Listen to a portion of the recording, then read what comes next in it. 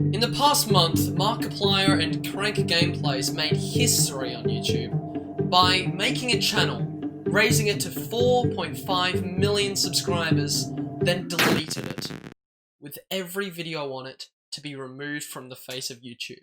No social media platforms remaining, no archives of it, it is all gone. 1 year, remember death.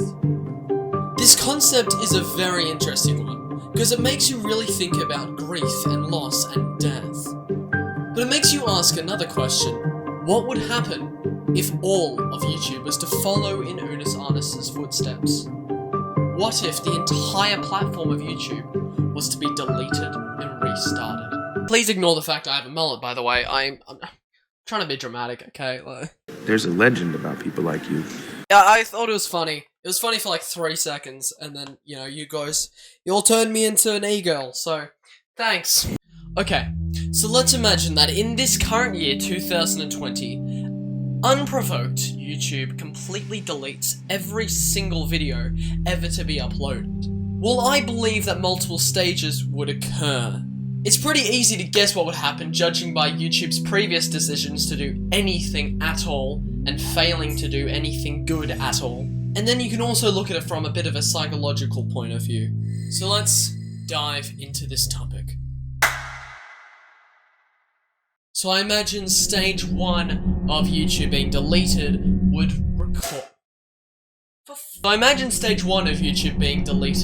cause a lot of backlash. What a fucking asshole. Instant keyboard warriors with the might and power of Zeus in their fingertips. The speed of which they can press WASD is only comparable to the speed of Mercury the Messenger. They would be destroying Twitter. I imagine trending YouTube, F you YouTube, heck you YouTube.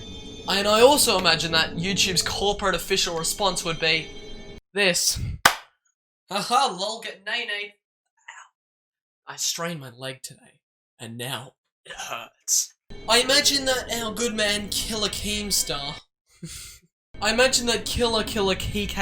Keemstar would probably be one of the most vocal people. I mean, the other day he was freaking over the fact he didn't get a charger in his PS5 controller, even though it clearly states when you order it that a charger is not included.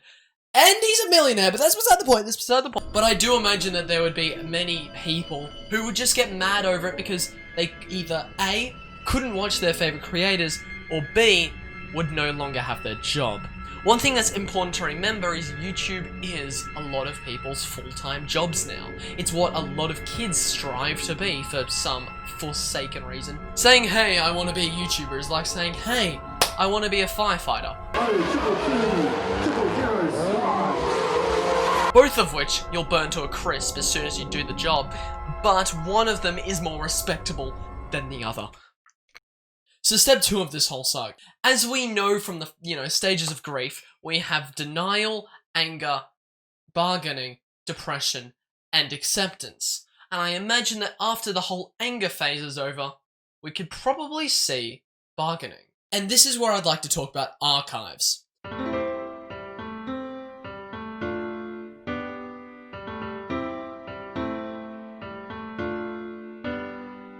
Let's link this back to Unus Annus. There are countless people trying to archive that, even though the one thing they said constantly, don't bloody archive. I can imagine that there would just be people who got lucky and had videos saved to their computer.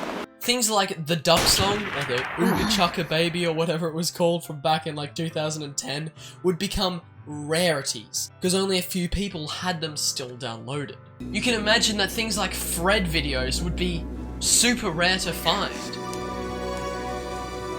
Let's remember that a new YouTube with no videos on it is a clean slate.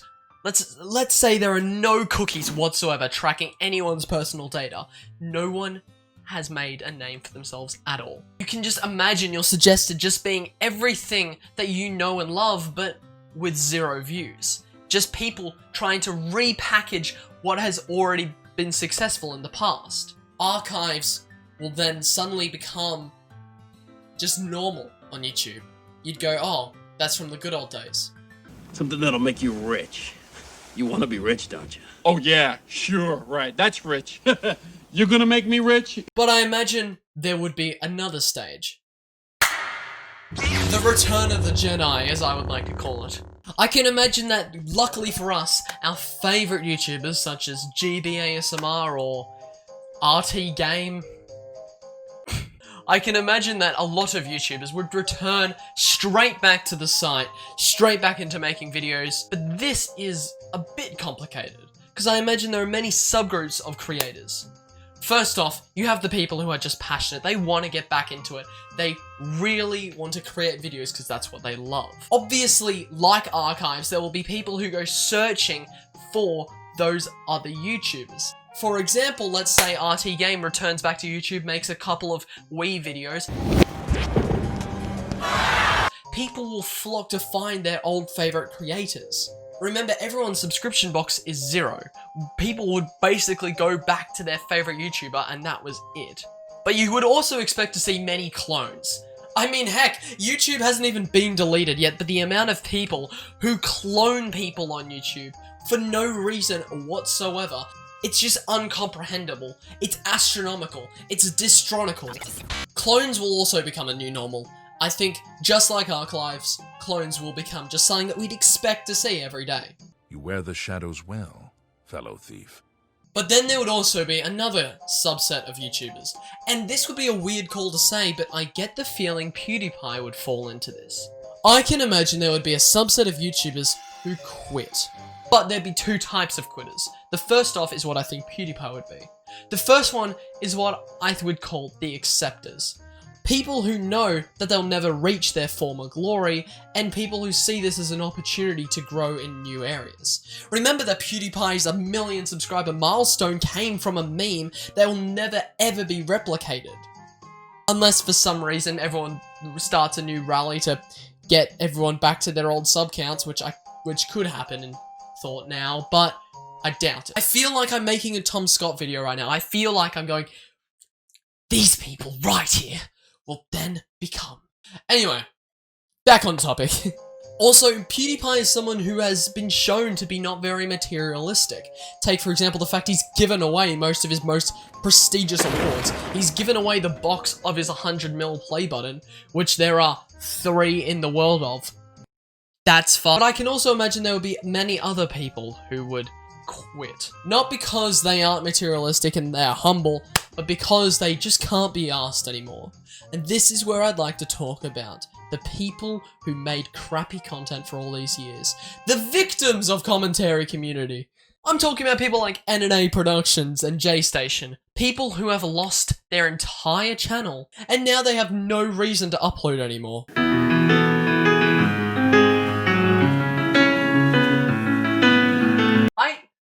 Out of curiosity, what is NNA Productions' first video?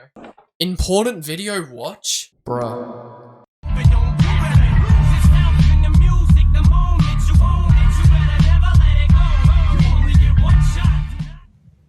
Hey guys, welcome back to my channel. Slight energy difference, but that's beside the point. Let's not forget that, you know, when Nikola Tesla invented power itself, he said that energy can be different. I don't know, man.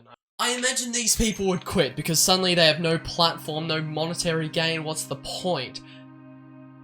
If they've got 0 subscribers and no views coming in, why keep going? There's no reason. I think YouTube cleansing itself would be a shock, but helpful. You may have heard of the oldest anarchy server in Minecraft. My friends, you've heard of that, haven't you? 2b2t is the oldest anarchy server in Minecraft, and recently the question came up of what if 2b2t was to be reset?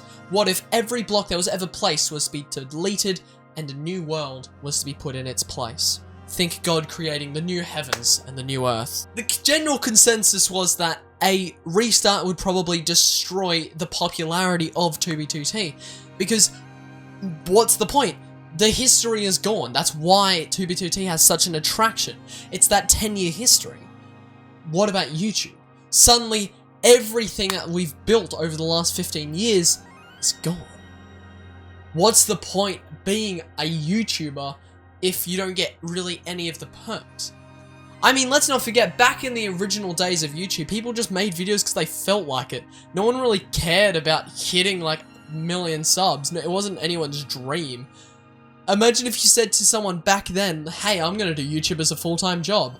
Your parents would probably look at you and go, yeah, I raised a twat.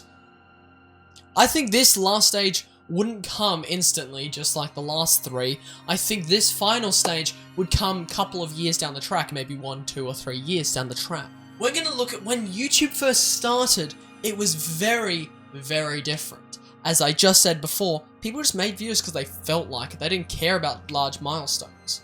I think then when the market opens up for people to just gain whatever the hell they want, I think what we'd see is YouTube basically return back to normal. I mean, it's not impossible for heaps of people to hit 1 million subs in like a day. Dream. Oh, sorry, did I not cough on the word? Oopsies. I think what we'd find is that YouTube would roughly go back to normal, but we'd see a brand new wave of new creators. People who we never saw in the first wave. It gave them a chance to break through. It gave them a chance to not worry about anything. Do I think in the end that YouTube would benefit from restarting, following in Unisarnus' footsteps? Well, honestly, no. Hope you enjoyed this video today. I enjoyed the idea of it. If you enjoyed it, make sure to hit like, subscribe. I make videos like this all the time. And I'll see you in the next one.